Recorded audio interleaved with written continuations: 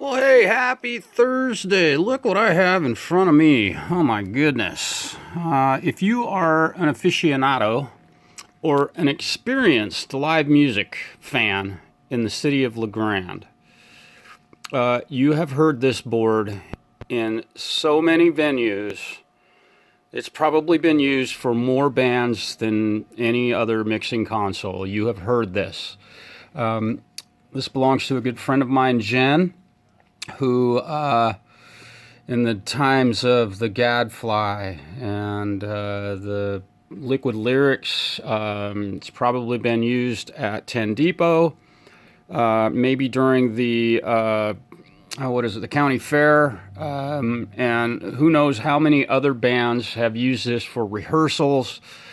I could go on and on. Very, very, very cool board. Lots of options with respect to effects. It's got dual effects that you can bring in and out. Each effect has its own master bus, ultimately, on each channel, or its own fader. You can tap delay tempos in. I love that. Let's see, what else? FOH,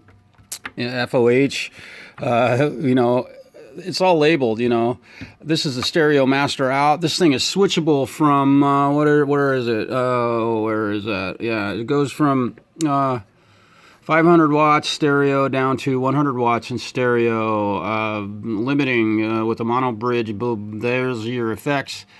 I could explain this thing to you, but it's probably over your head.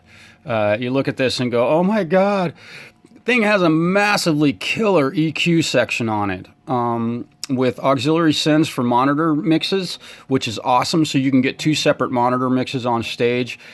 I have no idea if this board was ever used to its full potential, aside from when I was using it at Liquid Lyrics. I mixed a couple of shows there and did not have time to fully get the whole gist of using everything, and I wish I had the time, but usually that's of the you get there an hour before the bands start and you gotta get it to sound good. Man, just really nice long faders, just beautiful. The thing is dirty. Channel 1 on most mixing boards of this age is going to be really nasty. Often the fader has been gummed up and grit and guck in it. There were a couple of the knobs on here that were flickering, and I think this one may still be. Oftentimes that's just a matter of us getting some contact cleaner in there and getting to some of the guck off of that. Lots to do on this one. I'm not going to open it up until I need to, and that time is coming. I'm going to have to get inside this thing. Yeehaw. I don't just work on guitars.